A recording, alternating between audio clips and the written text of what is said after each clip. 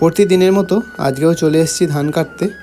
আর ধানের জমিতে এই পোকাগুলো বেশি দেখা যায়, তাই একটু ভিডিও করে নিলাম আর তোমাদেরকে দেখানোর একটু চেষ্টা করলাম। এই পোকাটা দেখো, খড়ের কালার আর নিজের কালারের সাথে সেম দেখতে। আর আজকে যাব আমাদের গ্রামে থেকে অনেকটা দূরের মাঠ, তাই খাবারও নিয়ে নিয়েছি।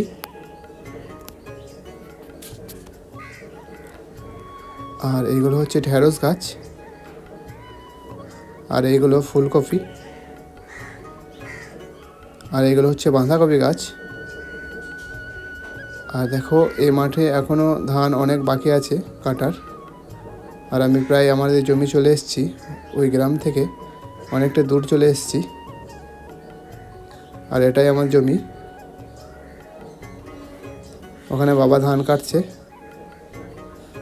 আর দুদিন ধরে কাটছি, এতটা কাটা হয়েছে আর এতটা বাকি আছে। আজকে কাটবো, দেখি কতটা কাটা হয়। তাই আমি বেশি লেট না করে কাটতে লেগে গেছি।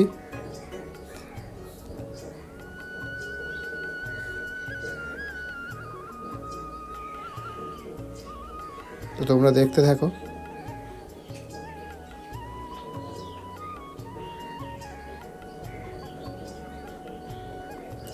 তো বন্ধুরা, আমরা আজকে পুরো ধানটাই কেটে শেষ করে দিয়েছি।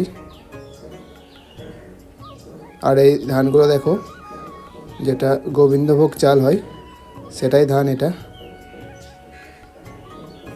তো বন্ধুরা, আজকে এই পর্যন্ত, দেখা হবে অন্য কোনো ব্লগে।